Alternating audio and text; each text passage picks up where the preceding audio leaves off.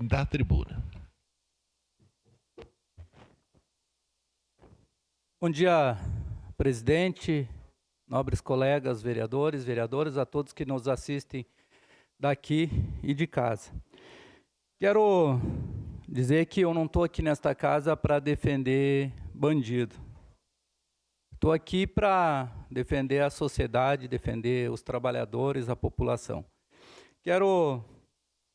Fiquei surpreso aqui, ouvi atentamente cada um dos meus colegas, mas não vi ninguém falar em escola, educação, esse tipo de coisa.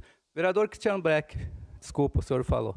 Foi a única pessoa que falou aqui sobre isso. Eu acredito que a educação é a saída para todos os problemas da sociedade. Então, tem uma notícia aqui que eu quero ler para os companheiros aqui. A apreensão pela Polícia Civil Espanhola em 25 de junho no aeroporto de Sevilha de 39 quilos de droga na bagagem do sargento Manuel Silva Rodrigues, de 38 anos, membro da comitiva do presidente Jair Bolsonaro. Qual que é a diferença entre a pena dele e de outras pessoas? Então, nós temos que falar sobre bandido. Vamos falar sobre bandido, não estou aqui para defender bandido.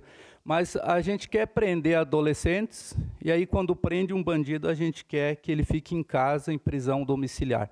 Então é bastante complicado. Eu procuro trazer coerência nas minhas falas, que não sou contra nenhum nem outro, eu acho que a gente tem que trazer a verdade. Então, quando a gente prende um bandido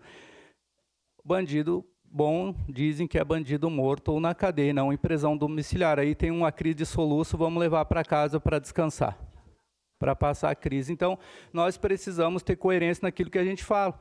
Eu acredito que a única coisa que vai mudar isso é a educação. Escola em tempo integral, só isso vai transformar a vida das pessoas. Então, sigo defendendo isso aqui dentro. E só para encerrar, quero deixar aqui uma frase para vocês, para os nobres colegas vereadores.